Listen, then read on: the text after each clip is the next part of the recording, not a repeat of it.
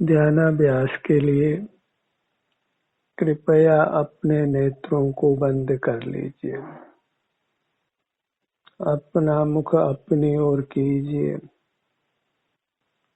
उत्तम सुख आपके भीतर ही है। आप उत्तम सुख के बने हुए हैं।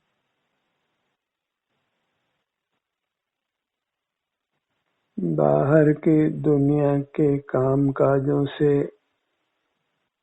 अपने आप को मुक्त करिए।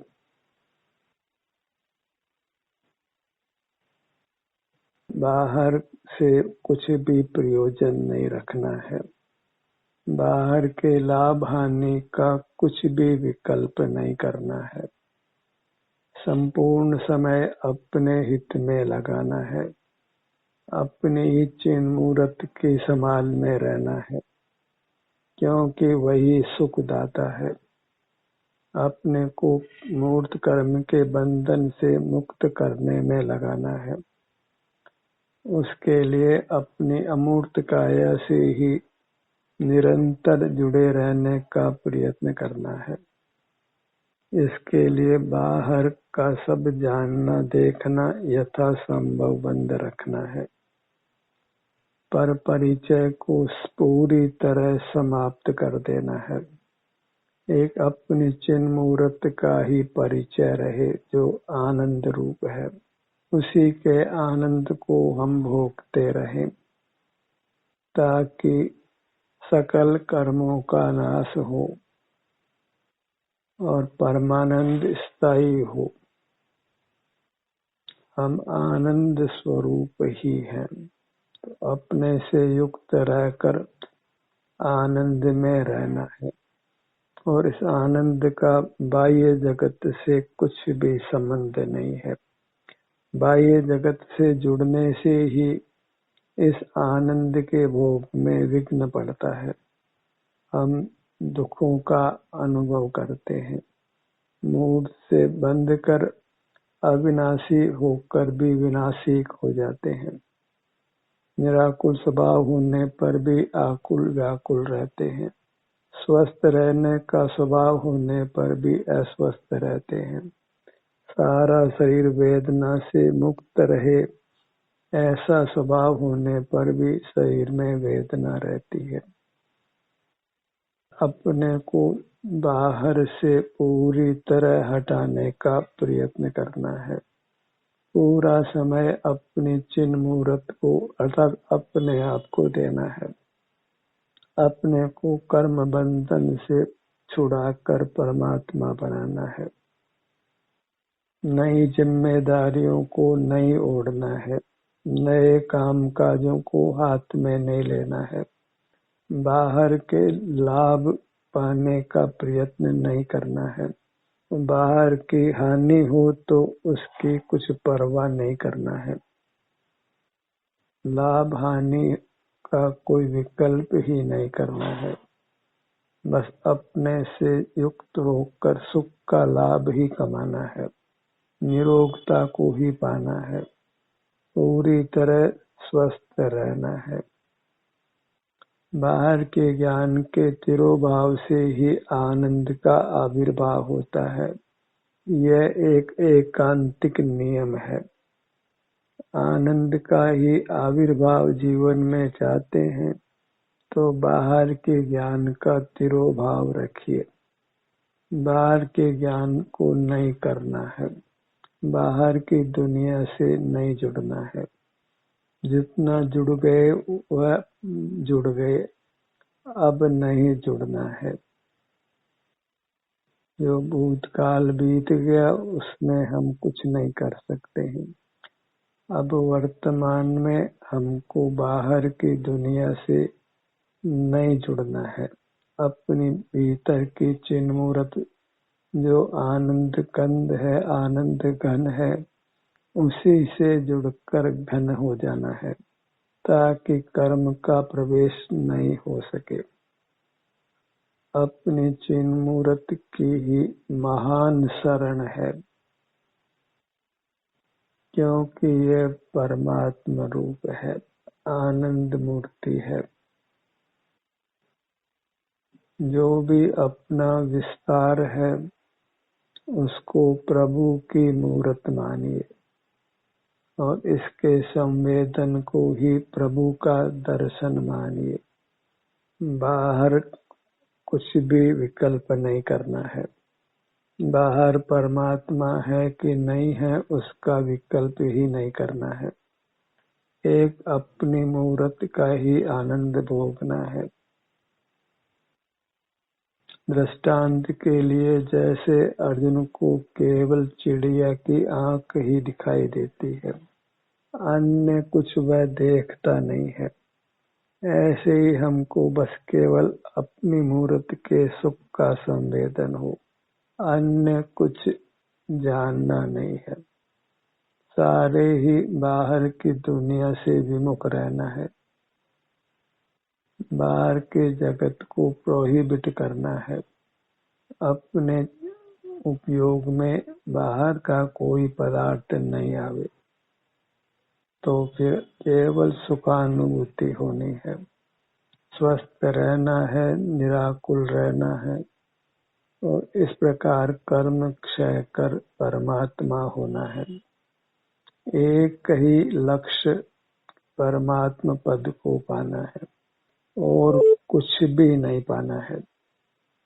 बाहर कुछ भी होता हो उसके संबंध में कुछ भी विकल्प नहीं करना है, क्योंकि अपने लक्ष्य से छूटना नहीं है। अपनी मूरत से ही युक्त रहना है। आनंद को पूर्ण रूप में उपलब्ध करना है। पूरी मूरत में सर्वांग में आनंद का भोग हो, केवल आनंद हो।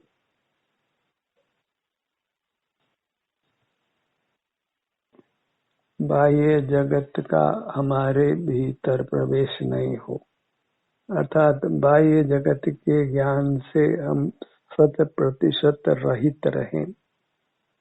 मोक्ष मार्ग का इतना ही स्वरूप है कि अपने अलावा सर्व पदार्थों के ज्ञान से रहित होना है। केवल अपनी मूरत का ही संवेदन हो, अपने तक ही सिमट जाना है। अन्य का किंचित भी विकल्प नहीं हो। अन्य का विकल्प होगा तो फिर कर्म का प्रवेश होगा।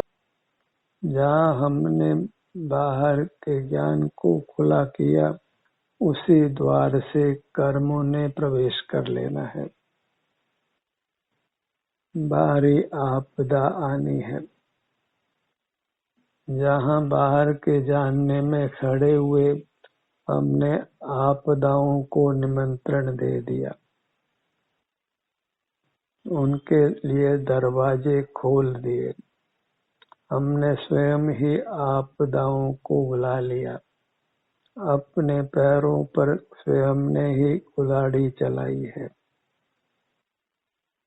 अपने तक सीमित रखिए, क्योंकि सुख अपने तक ही है, अपने से परे नहीं है। अपने से परे जाते ही अपने सुख से हम वंचित हो जाते हैं और जहाँ सुख नहीं है तो फिर दुख है, क्योंकि सुख गुण की पर्याय सदा होती है।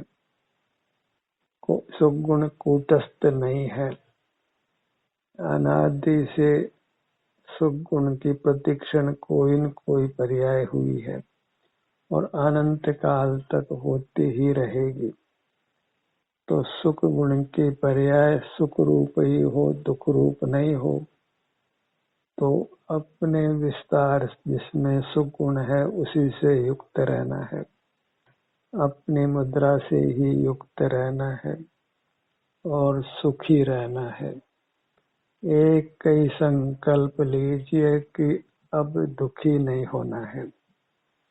बाह्य जगत के जानने से अपने को विरक्त रखना है, रहित रखना है, एक आनंद भोजी रहना है। मैं आनंद भोजी हूँ। आनंद ही हो। ज्ञायक ज्ञायक रटने के बजाय आनंद आनंद रटिए, क्योंकि ज्ञान का तो निरोध करना है, निग्रह करना है। सकल ज्ञान ही इंद्रिय ज्ञान है। ज्ञान स्वभावी नहीं होकर मैं आनंद स्वभावी हूँ। ज्ञान ही विभाव है, उसके तिरोभाव से ही आनंद का अनुभव होता है। और आनंद एक स्वाधीन गुण है। आनंद के अनुभव के लिए किसी अन्य गुण की किंचित भी आवश्यकता नहीं है। आनंद अपने आप में पूर्ण है, स्वाधीन है, पर से निरपेक्ष है। उसको जगत के किसी पदार्थ की कोई अपेक्षा नहीं है। सुख के अनुभव के लिए अन्य गुणों की कल्पना बिल्कुल नहीं करना है, अन्यथा सुख गुण का विभाव परिणाम ही होगा। हम आकुल व्याकुल ही होंगे, नाना प्रकार के दुख ही होने वाले हैं। एक अपनी मूर्त को लक्ष्य में रखना है, यही काम रखना है। अन्य कोई काम अब नहीं करना है। अब बस एक ही काम, मात्र अपने सुख शांति को भोगते हुए रहना, वही यथार्थ काम है। वही हमारा स्वाभाविक परिणाम है। अपनी मूर्त ही भाषित हो। जब अपनी मूर्त भाषित होती है तो अन्य पदार्थों का ज्ञान नहीं होता है। वही जिनेंद्र होना है, इंद्रिय जयी होना है। जहाँ इंद्रिय ज्ञान का तिरोभाव किया, वही हम वीतराग हुए, निर्विकल्प हुए और सुखानुभूति हुई। इसी प्रकार फिर हमें बने रहना है। ज्ञान को ही यथार्थ परिग्रह जानो, और परिग्रह ही सबसे बड़ा पाप है।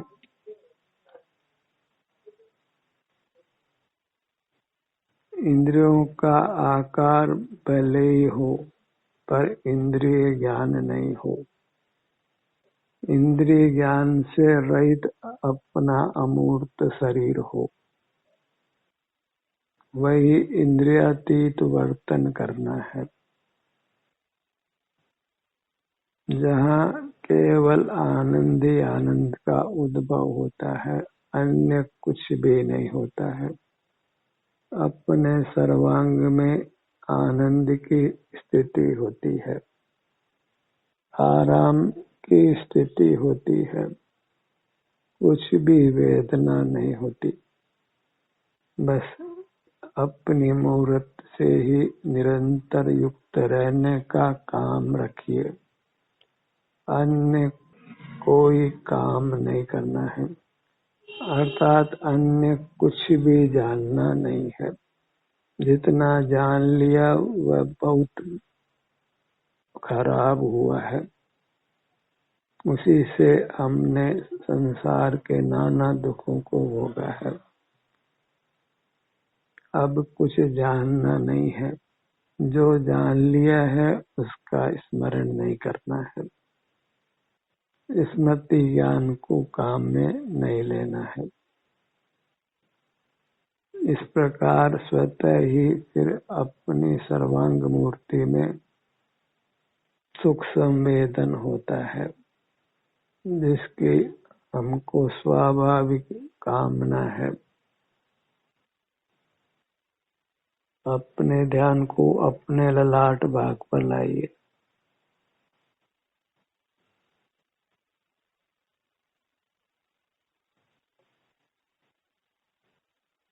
ध्यान के लाभ को, उसकी आवश्यकता को समझकर फिर ध्यान रूप ही रहना है। ज्ञान रूप नहीं रहना है। ध्यान अन्य है और ज्ञान अन्य है। ज्ञान मूर्त का है, ध्यान अपने अमूर्त काया के सुख की दशा का संवेदन है। अपने दृढ़ भाग को लक्ष्य में लीजिए।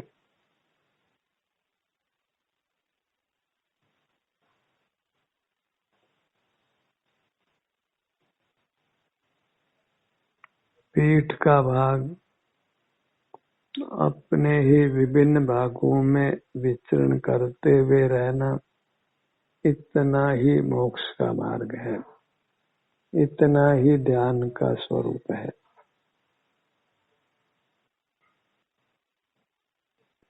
कदाचित ध्यान तक पहुंचने के लिए आप प्राणायाम करें कि आसन करें, श्वासोच्छ्वास क्रिया का अनुभव करना, ध्यान के संबंध में कुछ बोले या सुने, ये सब ध्यान की तैयारी रूप हो सकते हैं, पर ध्यान नहीं है। ध्यान नाम अपने शरीर में सुख दुख की दशा का संवेदन करना है। इसके अलावा किसी भी परिणाम को आप ध्यान संज्ञा नहीं दे सकते हैं। ध्यान की तैयारी के रूप में कुछ क्रियाओं को आप ले सकते हैं, पर वह ध्यान नहीं है। क्यों? ध्यान के स्वरूप को हमने अच्छी तरह निर्णित कर लेना है, क्योंकि स्वसंवेदन मात्र ध्यान का स्वरूप है और संवेदन अपने वर्तमान शारीरिक सुख दुख की दशा का होता है। और यहाँ शरीर शब्द का अर्थ अपना आभ्यंतर अमूर्त शरीर है, उसी में सुख दुख का परिणाम होता है। प्राप्त मूर्त शरीर में सुख दुख का परिणाम नहीं होता है। तो अंतर्दृष्टि से हमको अपने आभ्यंतर मूर्त शरीर के सुख दुख की दशा का संवेदन करते हुए रहना है।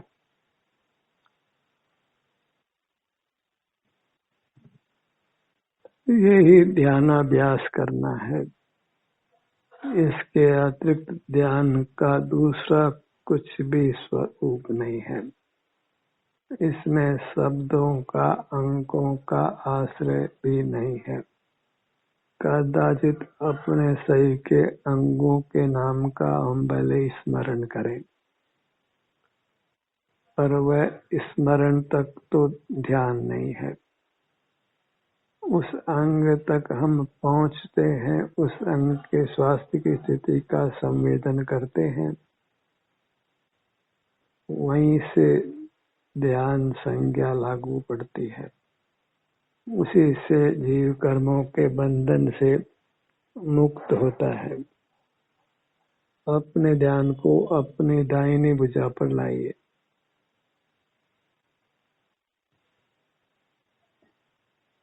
ध्यान केवल एक रूप है, दो प्रकार का नहीं है। मोक्ष मार्ग एक ही प्रकार का है, अपने अग्र रहना, अपने सन्मुख रहना, और उस समय स्वतः ही सब बाह्य पदार्थों का ज्ञान रुकता है। वही एकाग्र अन्य चिंता निरोधो ध्यानम, और एक अपनी चिन्मूर्त के अग्र होने पर, सन्मुख होने पर हमें शांति का भोग होता है, सुख का संवेदन होता है, निराकुलता होती है। तो ये जो सुख शांति का संवेदन होता है, अपने ही सन्मुख रहने से उतना मात्र ध्यान का स्वरूप है। उतने मात्र से जीव कर्मों के बंधन से मुक्त होता है, नूतन कर्मों को नहीं बांधता है। कोई कदाचित शरीर में वेदना का अनुभव करता होता है, तो उसको अपने शरीर से युक्त रहने के कारण कर्म निर्जरा होती है। वह अपने आप को सुख के मार्ग में स्थापित करता है। दाहिनी भुजा,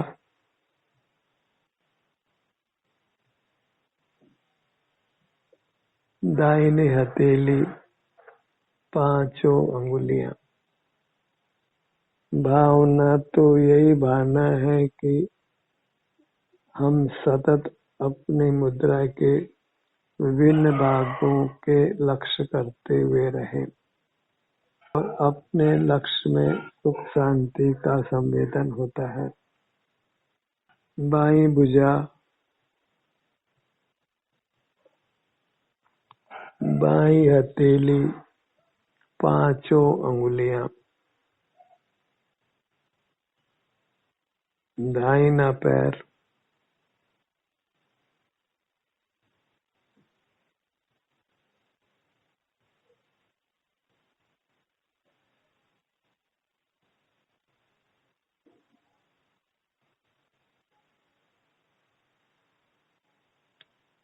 अपनी मूर्त के सन्मुख सतत बने रहने का ही लक्ष्य बनाइए।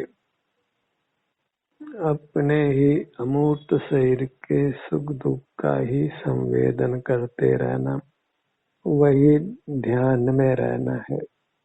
वही तप है जिससे कर्म दग्ध होता है। तप रूपी ताप से ही कर्म बंधन समाप्त होता है। दाहिना पैर,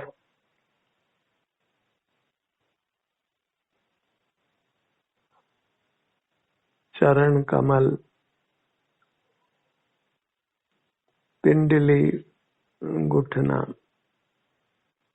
जंघा।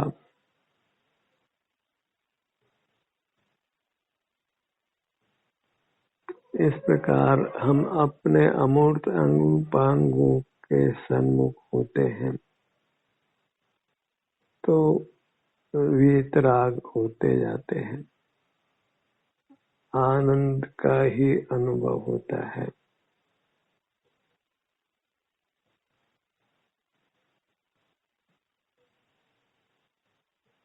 अपनी पूरी मूर्त ही लक्ष्य में रहे, इसके ही विभिन्न भागों का संवेदन होता रहे, अपने ही संवेदन रूप रहे।